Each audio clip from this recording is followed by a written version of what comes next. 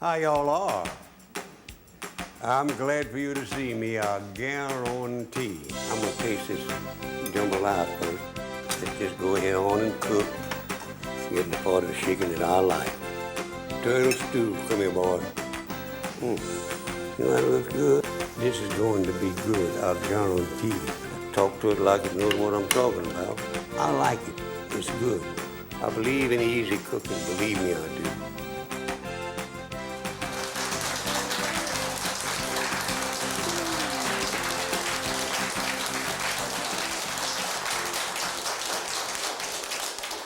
How y'all are?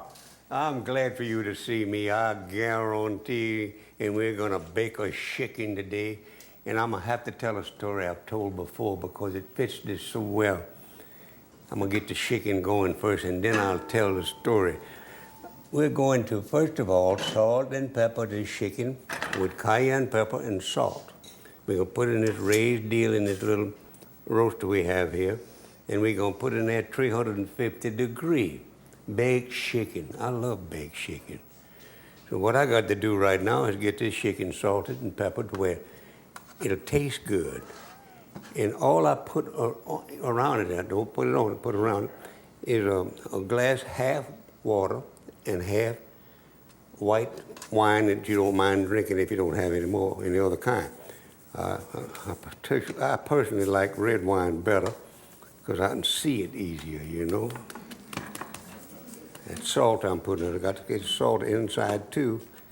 Come on, raise it up there, baby. Nice fat chicken. Now this is cayenne pepper. That looks like I've got a lot, but it's not all that much. I put it on my hands, you know I'm gonna get it off somehow. But raise your alarm up there, baby. Now you got it. Turn this chicken over, and I'll put it in here and finish. Salt and pepper in the other side. A little salt there. Let you go down in here like you're supposed to. Salt you good. It looks like a lot of salt, but it's not. Those are fine grains. I'd rather measure it, but I can't and do this right. Cayenne pepper, good for you. Believe me. Now I've got to wipe my hands the way I can put that, pour that little juice around it and put it in the oven. I may tell that story first. I never will forgot there was a fellow rode in a little town in South Louisiana in his automobile. He was rode down there and the speed limit was 25 miles per hour. Not 26, no, 25 miles per hour. And he's going 25 miles per hour, and he looked in front of his automobile, and there's a chicken running right in front of his car. And he looked again, he said, that chicken got 3 legs. I got to see this. And he looked around, didn't see no police, so he picked up to 35 miles per hour. Little old chicken did the same thing. Oh, 3 legs going with it, you know. He said, man, this is wonderful, but I got to see this. And they got out on the highway. Speed limit was 55 miles per hour, so the chicken, 55 miles per hour, all 3 legs going. He said, well, I know the district attorney out and get out of a ticket. I'm going to see this 3-legged chicken. So he picked up all the way to the Florida acceleration, 75 miles per hour. That little chicken, all of a sudden, little chicken turned down a dirt road. My friend passed it by, already put the broke on, put it in high gear reverse, went down a little dirt road to at the end of that road was a nice little Cajun house. The man and his wife sitting on the front porch, rocking himself back and forth, back and forth. He stopped and got out of the car. He said, look, I don't mean to bother you, no. But if either one of y'all happen to see a 3-legged chicken come by here, the man stood up and says, yes, we raise 3-legged chicken. My friend said, the hell do you do? He said, that's right. He said, well, can you tell me what they taste like? He said, I don't know, we never could catch one of the damn things. Now I'm gonna put this in the oven, 350-degree oven going there. You can lower this thing and just slip it in there gently. Oh man, that's hot, I can tell. Come here, baby, let's go on one side of that oven because I got something else I'm gonna put in there with you after a while. Here we go. Come on up there now and just cook up a storm. That's good. Okay, and I'm gonna move this out of my way. I'm gonna put it right over here for the time being. And I got to mash those taters. And I know how to do that. My mama taught me how. That's one of the things she let me start doing when I started learning to cook and didn't know I was learning when I was 8 years old. All right, let's do some business. They've gotten a little cold, I think. That makes them a little harder to mash, but we'll mash them. Put a little weight on it every now and then. Let's get with the program now. You're looking good. These potatoes were boiled in garlic. We boiled it with some garlic. Let me move this recipe out of the way. That's clean. I don't need you right now. I'll put you over there. We mashed with mashed garlic flour. And it's the way we cooked them, so it would have a little taste of garlic. I can smell the garlic. I taste it just enough. Garlic's good for you. I've been seeing a lot of that on television, that garlic was good for you. I've been doing that. I've been eating it all my life. Garlic sandwiches, they're good. I guarantee they're good. Quit spilling that, man. That's too good to spill on that. We got to eat this. We're going to eat this. Now what I'm going to do is put this over here where I've got a little casserole dish. And I'm going to put this in there. You think I ain't going to mash you? You're wrong. I am.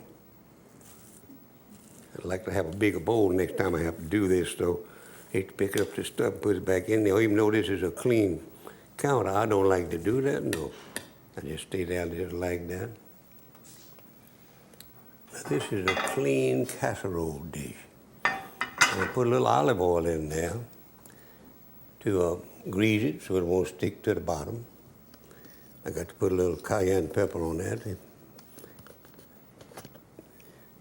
I don't think it needs much. Tasted just right just then. This is about, I'd say, not even a tablespoonful of olive oil. But we got to fix it like that so it won't stick to the bottom. I hate things stick. Of course, I like to gratin a lot of things. Here we go. Got potatoes all boiled. And I'm going to put you all in there. But first of all, I got to be sure that my olive oil gets all over this thing. And it'll do it. I don't want to get any on the floor, so I won't do it. Now, that looks so good. Got it just right, man. I guarantee. Now, I got to get this in here without spilling it anywhere on the floor, and I'm not going to spill it. You watch yours, you stand. Put this mashed taters in there. There you go in there. No, didn't mash you very good, but that'll be good. That'll be all right. It's mashed enough.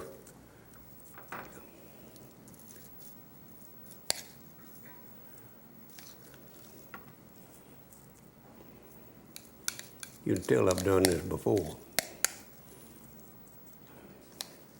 Did it yesterday, too. Get everything out of there that I need to get, and that's all of it.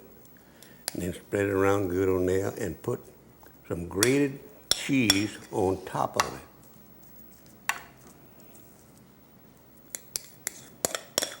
Come on here. Let's get to it now.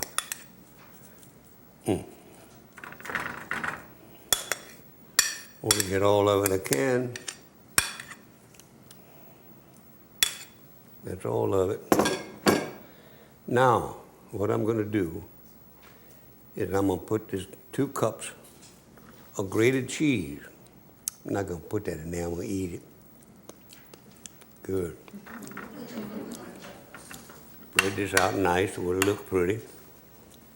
It's gonna taste good, I know.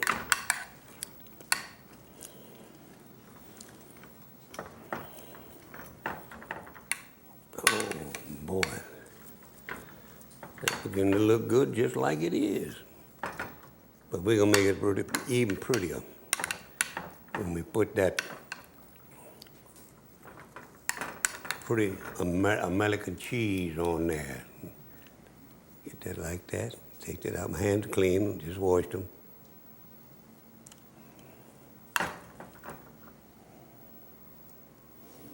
Come here, cheese. And that's 2 cups of grated cheese. Cheddar cheese. This is good American cheddar cheese. We have to cover the top. And it's gonna taste good. I guarantee you that. All right, cheese, let's be nice. Let's be sticking together like that. That's not nice, no.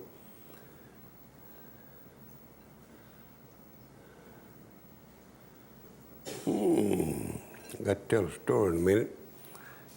I feel one coming on, you know. Get this all ready.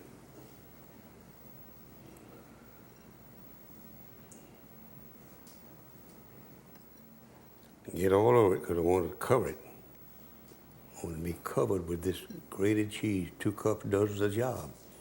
I don't know how in the world I did that when I cooked this dish the first time, but it came out just like it's coming out now, as it's supposed to. Just spread it out. It'll melt, but I like to spread it out where it melts all over. Now I'm going to put this over here.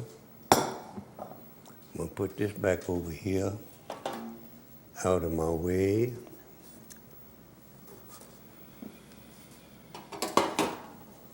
Put this in there.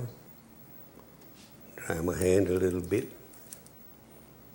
Now I'm gonna put this in this 350-degree oven until the cheese melts real good. Takes about 15 minutes for it to melt right and go through the potatoes and not all of it. Most of it stays on top and it's beautiful.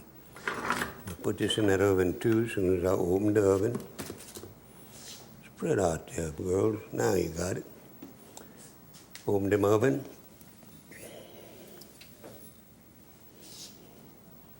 Put this right alongside that chicken.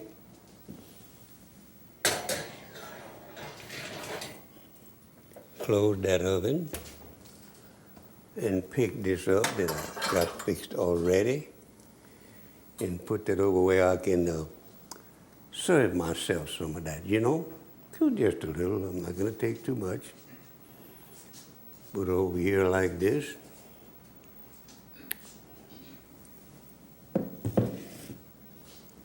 While I'm doing that, I'm gonna go get that and see if I haven't got something else here that I want.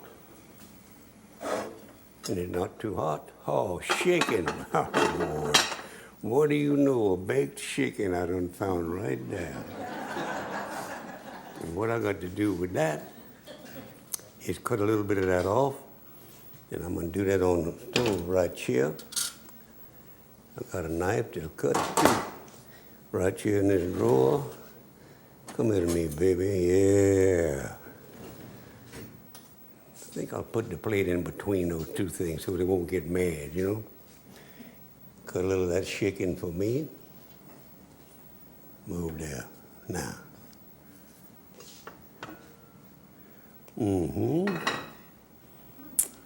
Looks pretty, don't it? I hate like the devil to do this to you, honey, but I got to.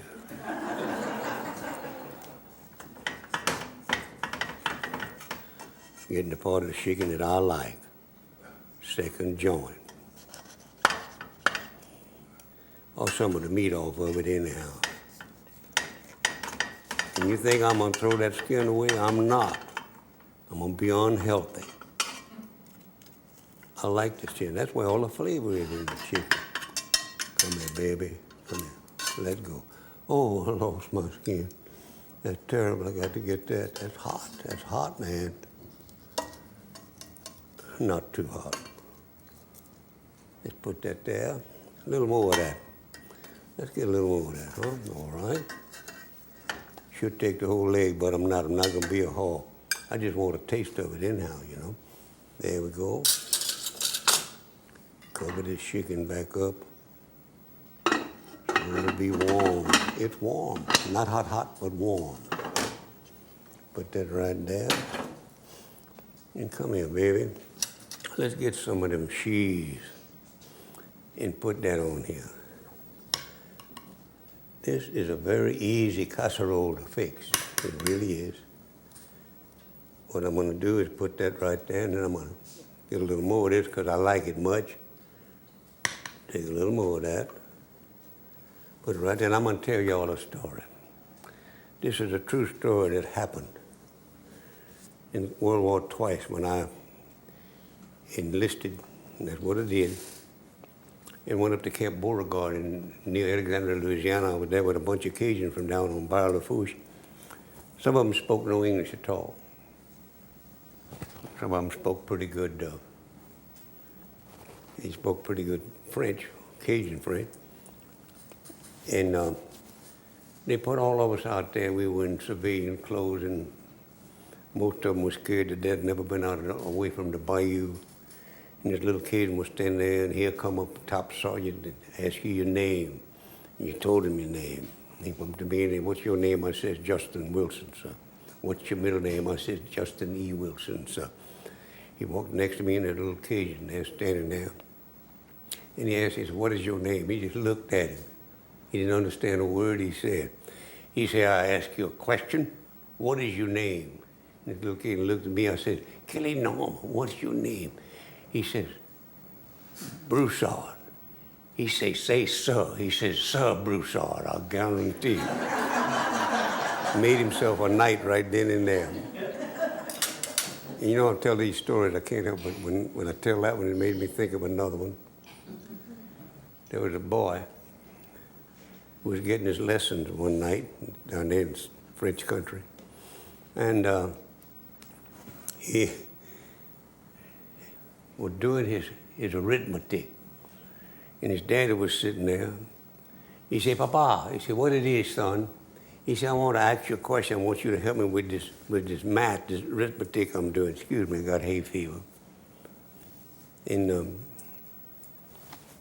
he said, "What's the question?" He says, Can you help me? I got 12 problem here, and they want me to find the common denominator." His papa said, "Are they still looking for that thing? They were looking for that when I was going to school." So I'm going to sit down here, and if I can think of a story or two, I may just tell you. But I got to taste this food. It looks good, and I want to taste it. And this hay fever I got makes me mad, but there ain't nothing I can do about it except doing what I'm doing. I got everything in the stove that's supposed to be in there. I'm going to pour myself just a little, not even a full swallow, a swiller of wine. That's a half a swallow. Oh, that's about right.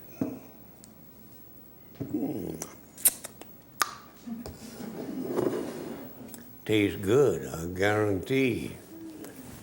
But I want to taste that chicken. I love good chicken, I really do. And I'm going to tell you all some more stories, but I'm going to taste this first, put my napkin on like a gentleman. Try to be one most of the time. There I go. That wine may be in the way of y'all seeing that, so I'll move it to the side. Now this is white wine. It's supposed to go with chicken, but I prefer a Merlot or a Pinot Noir or a Cabernet Sauvignon or red wine, and that's what I drink. Somebody asks you, what kind of chicken, what kind of wine you going to have with that? What kind of wine you want, huh? That's what you can have. I'm going to just cut this chicken and eat that.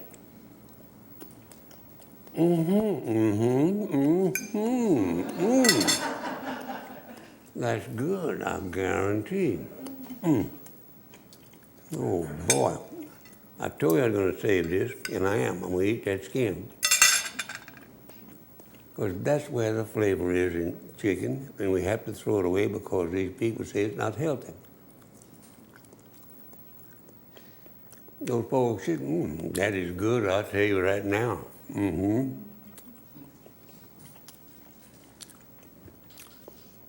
It must be fairly healthy because the chickens wear it their whole lifetime, don't they? I guarantee you, now I got to taste the good potato what we cook with garlic in it. Man, you say you can't find your pocket. Sure can't, now I got it. I want to taste this, see how that turned out.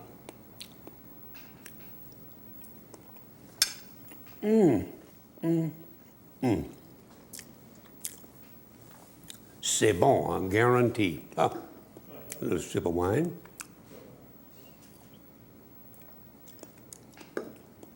That make it taste even more better, you know.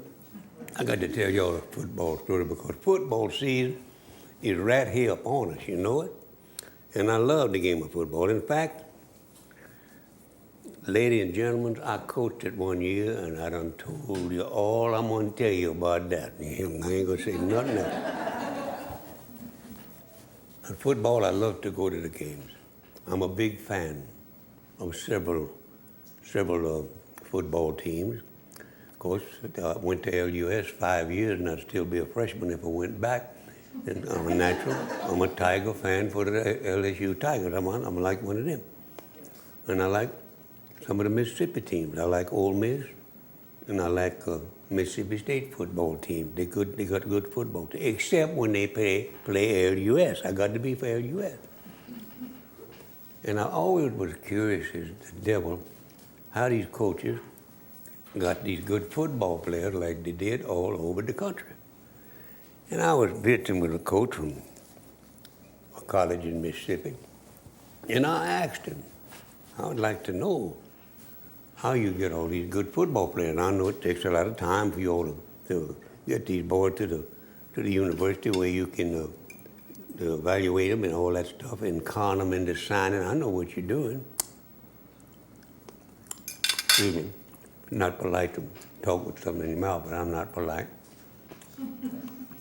But I would like you to read into it. Always says we go out in the country and we look. We look all over. We look all over. We go in the country where the farmers are out there and have good, big boys, fine-looking boys. And we just finally, when we see one looks pretty good who's plowing a mule with a big plow, a turning plow, that one's pretty good size, we finally stop and talk to those boys like that.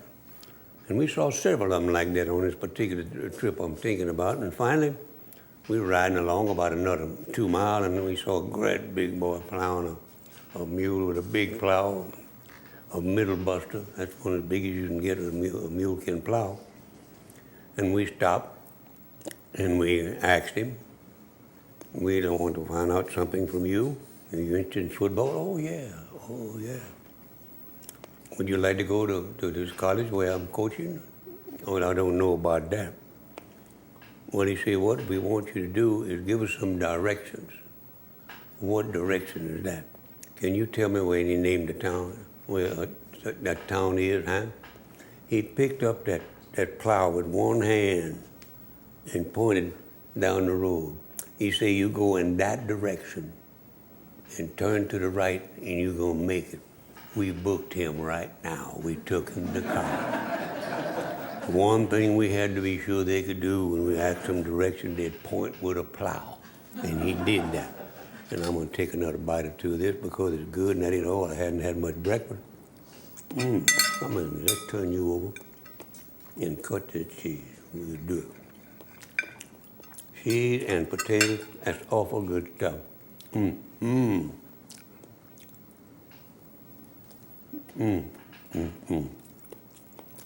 You see how I'm ambiguous? I cover my right hand, even my left. Is that what it is, ambiguous? No. I don't know what it is, but that's what I am. Right or left hand don't make some difference with me. I just go ahead and eat it. Come here, chicken.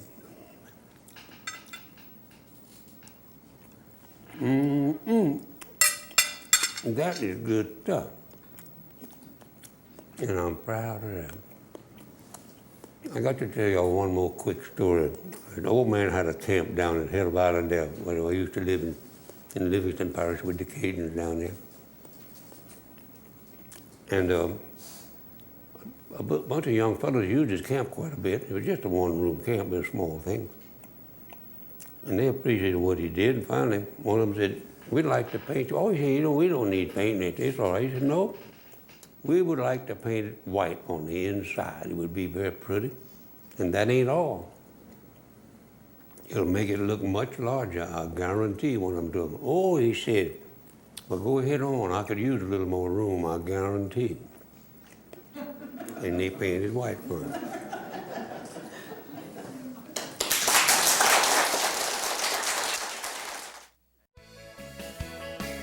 Mes chers, for more information and a complete line of fine Justin Wilson products, visit www.justinwilson.com, or you may call 228-207-5379. Mes chers, that's the Justin Wilson Fine Products. JustinWilson.com. That is good.